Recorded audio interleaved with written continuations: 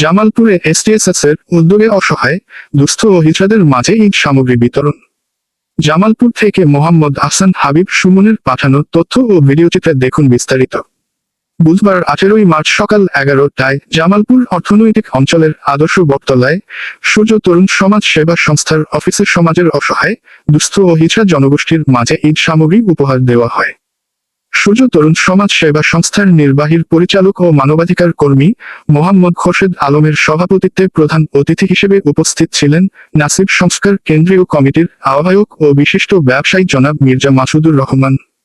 এ সময় আরও উপস্থিত ছিলেন সূর্য তরুণ সমাজ সেবা সংস্থার উপদেষ্টা মোহাম্মদ হারুনুর রশিদ, সূর্য তরুণ সমাজ সেবা সংস্থার youth leader Mohammad Bilat Ali, youth leader ও মানবাধিকার কর্মী মোহাম্মদ তোতামিয়া, 14 নং দ্বীপায়িত ইউনিয়ন পরিষদের ইউপি সদস্য মোহাম্মদ আলতাফ হোসেন, সাংবাদিক মোহাম্মদ ফারুক হোসেন।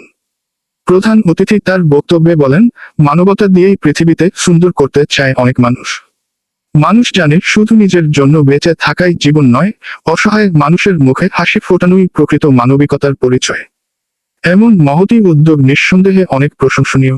তিনি বলেন, সূর্য তরুণ সমাজ সেবা সংস্থার নির্বাহী পরিচালক ও মানবাধিকার কর্মী খোরশেদ আলমের এই মানবিক উদ্যোগে সম্পৃক্ত সকলকে ধন্যবাদ জানিয়ে সমাজের বিত্তবান ও সচেতন মানুষদেরও আরও বেশি বেশি অসহায়দের পাশে দাঁড়ানোর আহ্বান জানান।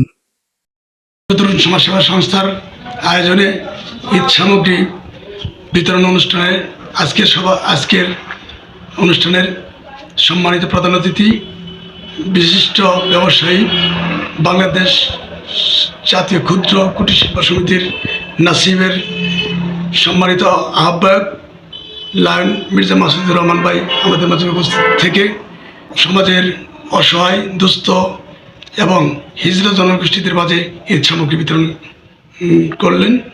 ওনাকে বিনীতভাবে অনুরোধ করব আমাদের সম্মানিত প্রধান অতিথি আমাদের সংস্থার আরও সামনে কীভাবে দৃষ্টিমূলকভাবে আমরা ভালোভাবে কাজ করতে পারবো সেই লক্ষ্যে একটু দৃষ্টিমূলক কথা বলবেন। ওনাকে আজকে ইপিজেড জুরিডিকশন আদর্শ বটতলা মোনা এখানে সূর্য তরুণ সমাজ সেবা সংস্থার উদ্যোগে আজকে অবহেলিত পিছিয়ে পড়া জনগোষ্ঠী এবং হিজড়া জনগোষ্ঠীর মাঝে সূর্য তরুণ সমাজ সেবা সংস্থা ঈদের সামগ্রী সেমাই, চিনি, বিভিন্ন দুধ, বিভিন্ন দ্রব্যাদি যে উপহার সামগ্রীগুলো বিতরণ করলেন।